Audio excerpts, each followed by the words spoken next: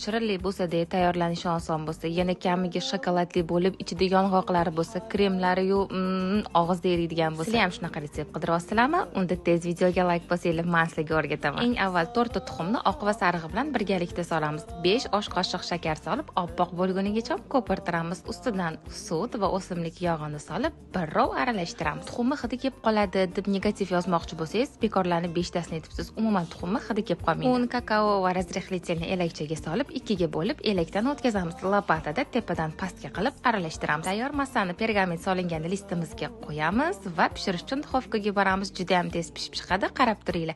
Pishgan koshimizni rulet qilib o'rab qo'yamiz. Eng mazali kremni tayyorlashni boshlaymiz. Qaymoq, tvorojniy sir va molokoni qattiqqina krem bo'lgunigacha ko'pirtiramiz. Sovigan koshimiz ustidan esa kremimizni bir tekisda qilib surib chiqamiz. Varyoniy molokoyimizga oldindan tozalab olgan yong'oqlarimizni, ya'ni yer yong'og'imizni solib, bir tekisda qilib krem ustidan tekislab olamiz va ruletimizni zich qilib o'rab, taxminan bir kechaga yoki bo'lmasam 1-2 soatga morozilkaga qo'yib qo'yamiz. Xohlagan turdagi shokoladimizga ozginagina sut yoki yog' solib eritib olamiz va maydalangan yong'oqni solamiz. Tortimiz ustiga bezak beramiz. Barchaga birdek yoqadigan Snickers ruletimiz tayyor. Yoqimli ishtaha.